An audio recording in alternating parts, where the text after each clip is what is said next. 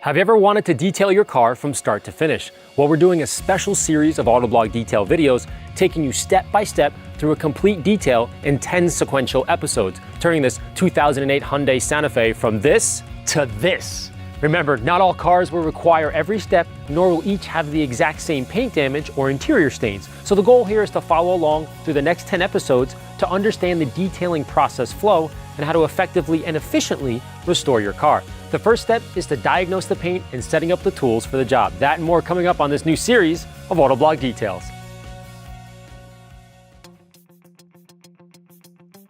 Although most of you will be working on your own car, it's still a good idea to take a quick walk around the paint to make sure there are no surprise dents or new scratches. Because this is a customer car, the walk around is even more important because it helps me determine the tools I may need for this particular job. The goal here is to inspect the paint for the types of issues you'll be facing very soon. The most common are swirls, spider webs, or what I call love marks. These are typically caused from improperly washing, drying, or overly touching your paint. If you find deeper scratches, they may require heavy compound and possibly wet sanding to remove them, if they can be removed at all. A quick test is to rub your fingernail across the deep scratch. If the nail catches, it most likely will not come out 100%, so keep this in mind as you compound. When looking at paint depth and quality, it can be helpful to only have one source of light directly in line with your eyesight.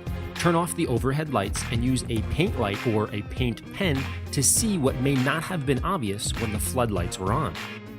Next, I lightly feel the paint with my hand. Does it feel like glass or is it rough and bumpy? If you're having trouble feeling the subtlety, use a regular Ziploc baggie over your hand and then gently feel the paint. The bag enhances the sensitivity. If it's rough, then we'll need to clay the paint before polishing, but keep that in the back of your mind until later.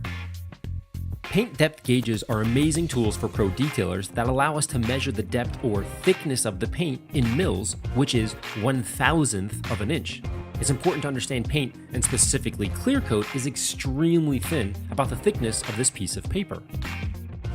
Over time, compounding and polishing removes thin layers of this protection until it breaks or burns through the clear coat, and the only solution is to repaint it if this should happen. So avoiding this mistake is critical to a pro detailer. So if you have one, they're great, but don't stress out if you don't. Borrow one or just be extra careful as you compound your paint. My goal with this car is to remove 80 to 90% of the paint defects, freshen up the engine, and clean and decontaminate the interior. This is not a show car detail, but a car that simply needs some extra love and attention to extend its useful life. With this in mind, let's think about how we can do it properly and safely. For this, we're going to need some tools. Gathering all your tools ahead of time can be a huge time saver. Here's an idea of some of the tools you'll need, but don't worry, we'll go over all these in detail as they're used. Another quick tip to make this process much more enjoyable is if you have all your tools organized in one location, in a cabinet or a box, or just the corner of the room, so you're not scrambling around the garage looking for supplies. First, open the doors and remove all items from the car and place them in this found-in-car plastic baggie if you're working on a customer car, or directly in the garbage if it's your stuff. While removing all the items, take a quick visual inventory of the interior condition. Do you need to spend more time on certain areas or pre-treat stains? In most cases, I'll remove and shampoo the floor mats to allow them ample time to dry while the rest of the detail is underway. If the mats are extremely dirty and you need to heavily scrub or soak them, be sure to leave them leaning up against the wall to drip dry. Pointing a fan at them will also help wick the fibers quickly. Even if they don't need to be scrubbed, remove them and store them off the ground to avoid sitting in a puddle of water later.